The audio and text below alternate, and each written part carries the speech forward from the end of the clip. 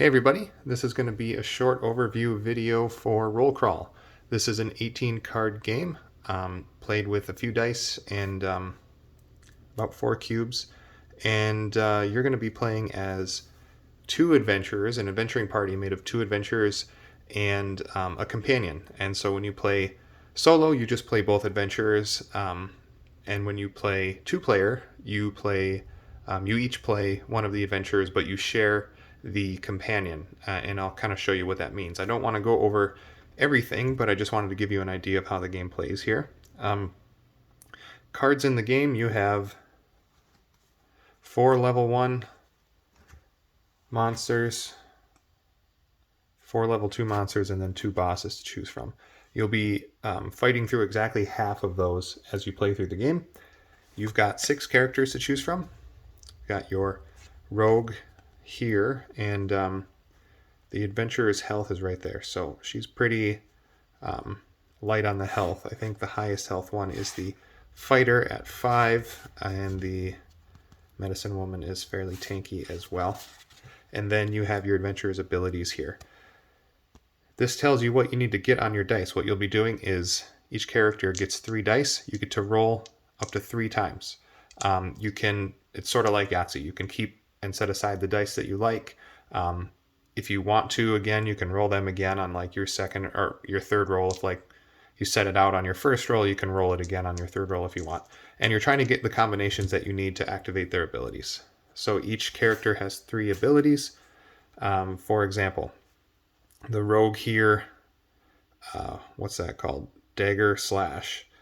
All it takes is 1/4, and you get to do 1 damage, and you can only do that once per round.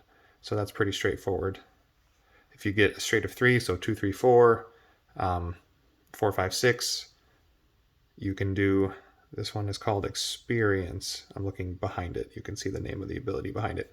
That'll do 2 damage, and then +1 damage for every enemy already defeated. So this is an ability that gets stronger as the game goes on. That's pretty cool. And 2 of a kind, so like a pair of something. So that'll give you a feel for the rogue. Pretty squishy on health, but kind of a damage dealer, sort of a glass cannon character.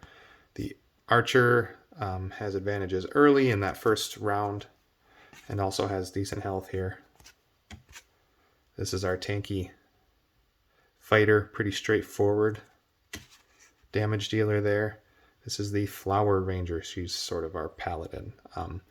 Kind of some semi-healing, sort of a little bit trickier to play, so keep that in mind. Here's your wizard.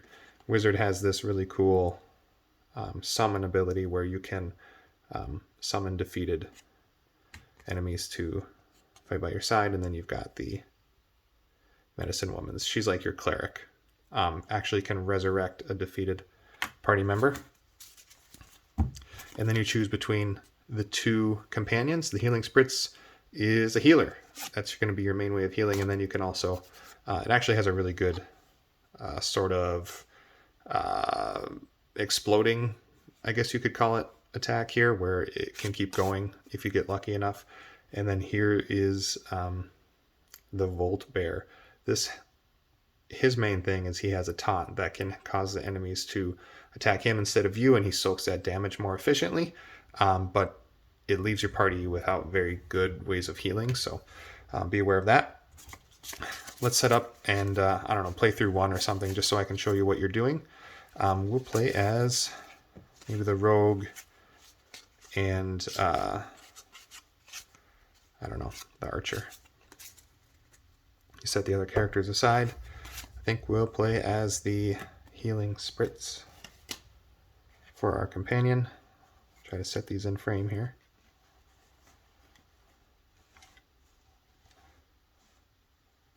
Place a cube to show that they're starting at full health here. And then this will be for our enemy. We'll set up our enemy deck. You take the 4 level 1s, shuffle them up, and grab 2. Actually, what we should do first is shuffle up our bosses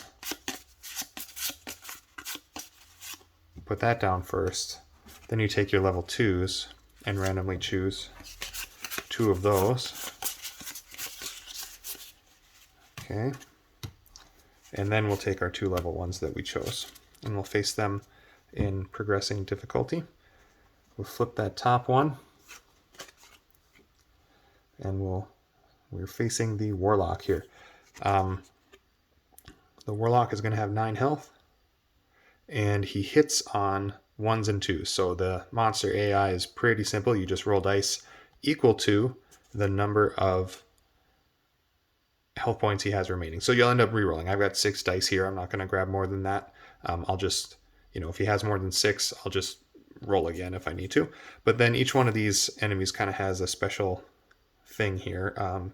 His is set aside every 6 rolled, and so he basically steals those. We can't use those on our next turn. So we're hoping he doesn't roll 6s. The party hits first. I guess I'll roll up here so you can see it. And if we were playing 2 players, you can do this simultaneously. You can try to coordinate, maybe you want to roll and see who gets what before you move on. Stuff like that. But there's no waiting for the other person unless you're done with your turn, your 3 rolls. Okay, so let's think this through. I introduced you to the rogue, so why don't we just play out her turn. You can see I've rolled a 3, 4, 5 there on my first roll. Let's look at her abilities. Right away I'm looking at that straight of 3.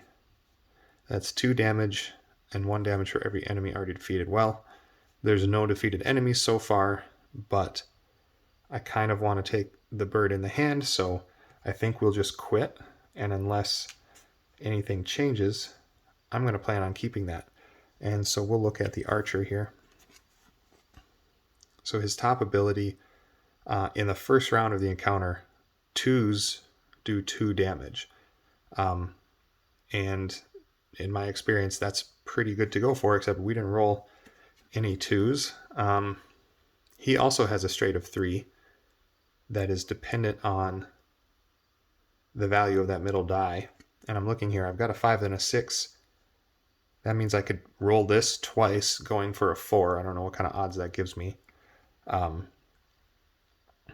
So we could do that, and that would be for 5 damage, because the middle die in that case would be 5. So that's a big payoff. And then if we just get a pair, that's 2 damage. Well, I'm going to try to lean into his strengths here. I'm going to go for this, what's that one called? Range advantage. I'm going to try to go for this top one, I think, and we'll just see what happens here. 2, 3, 3. Well, that's actually, that could be perfect. So I got my 2 I wanted. So that's 2 damage, and I got a pair of 3s here, and that activates this one, and that's 2 damage. You can activate as many of these as you want. So like I could roll these again and try to get more 2s, as long as you have the dice for it. Like obviously the straight of 3 takes up all 3 of your dice, so that's all you can do if you do this one. But like 2 of a kind, like I did here, I'm going to use these for that one. I'm going to use this for another one. So let's see how much damage we did. What did we say she was going to do? That's 3, 4, 5. So she's using her straight of 3 for 2 damage, and she doesn't get any of that bonus damage. So we'll take him from 9 to 7. And then he was doing 2 for this one, and then 2 for these 2. So that's 4 from him. That's a pretty good turn. So that's 1, 2, 3, 4. So that Warlock is down to just 3 health. And so then we've allocated all our dice. It's his turn. He gets to roll for every health point he has. So he's going to just roll 3 dice. And he hits on 1s and 2s. He didn't roll any 1s and 2s. And per his special ability, we were looking for 6s. He would grab those and set those aside. We didn't roll any 6s when we were rolling for him. So that's his turn. He just misses. And then it would be back to our turn. And as soon as his health gets down to 0, we've defeated him. He goes up there. And we set out the new one. And away we go. The party always hits first. Let's look at one of these companions. Give you a feel for them. So like I said, you get to share the companions with your the other party member, and this is true if you're playing solo too. Like the two character dice sets can both contribute to this. So like we're going for a 4 of a kind in this frenzy, which is kind of a cool ability. So he does 2 off the top, and then you roll a die and see how often you can get it to explode. So if you roll a 3 to a 6, you keep doing damage until you do a maximum of 8 damage. So what that might look like is, so he needs 4 of a kind. Let's just pretend we've rolled these out, and it's like our first roll of the game. Well, the rogue rolled 2 3s, and the archer over here rolled a 3. So what you might want to do is coordinate with your playing partner and say, well, okay, rogue, why don't you sit on that 5, and we'll see what the archer can do. And he'll re-roll once. Well, shoot, now I've got 2 4s.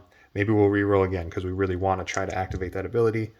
And we didn't get it, and then we kind of have to decide. Actually, that worked out okay because he got a straight of 3. I'm going to roll that and see if I can get it. No.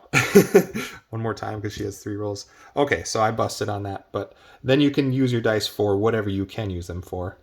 But anyway, that's what we would do. Let's just say that we had gotten lucky and rolled a 3 there. So then we could devote these 4 dice to this companion ability, and the archer could still use this too to activate his ranged advantage. The rogue could still use this 4 to activate her dagger slash. And like I said, the spritz is sort of about healing. You can read on that to see how that works. But what you would do is just keep working your way through the deck. So you're going to face 2 level 1s and then 2 level 2s. These level 2s get pretty nasty sometimes, lots of health, kind of nasty abilities. Some of them hit on quite a few dice values. And then you'd face the boss, and it's just like a tougher level 2.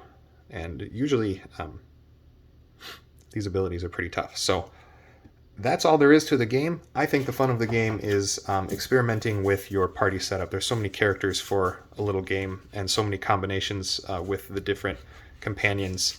And so I think it's fun trying to try out different strategies with the different characters. So that's Roll Crawl.